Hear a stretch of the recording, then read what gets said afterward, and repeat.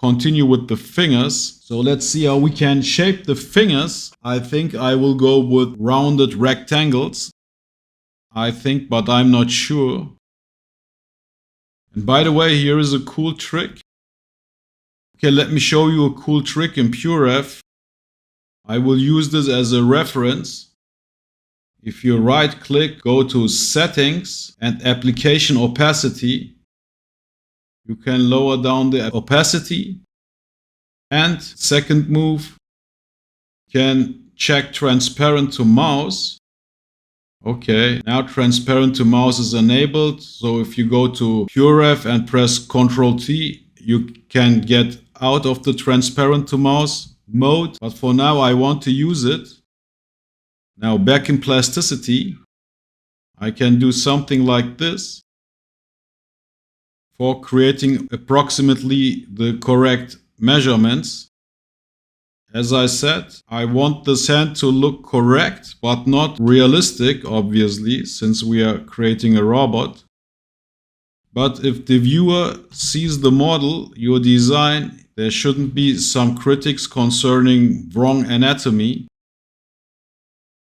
And of course, here is an arc, and I haven't made the arc here also, so that's why I will keep it here like so, as a straight line. But like I said, you have to play around between your own design and correct anatomy. So S, V, change the pivot and drag along the Z-axis and make something like this.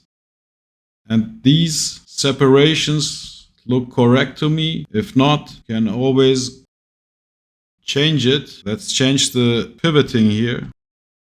Okay, that looks okay. Now copy these three, duplicate it. Okay, S, V for changing the pivot.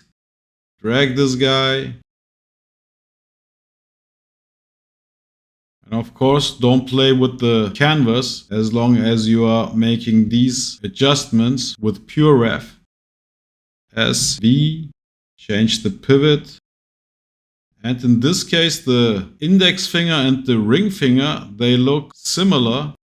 While in reality, the ring finger is slightly longer than the index finger, but I trust Hogarth.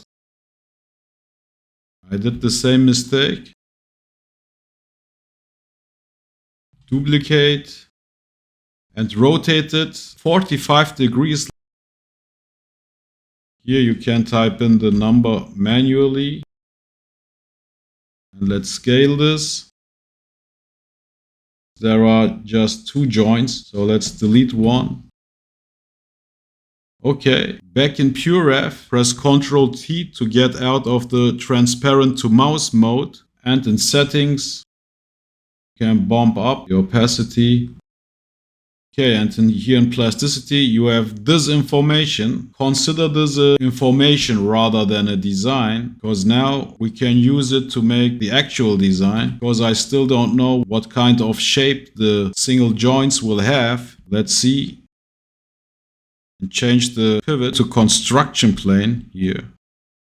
I'm not familiar with these new options here in plasticity. They didn't exist in the previous versions, but I will check them out. But as long as I'm not familiar with them, I will just try and see what works.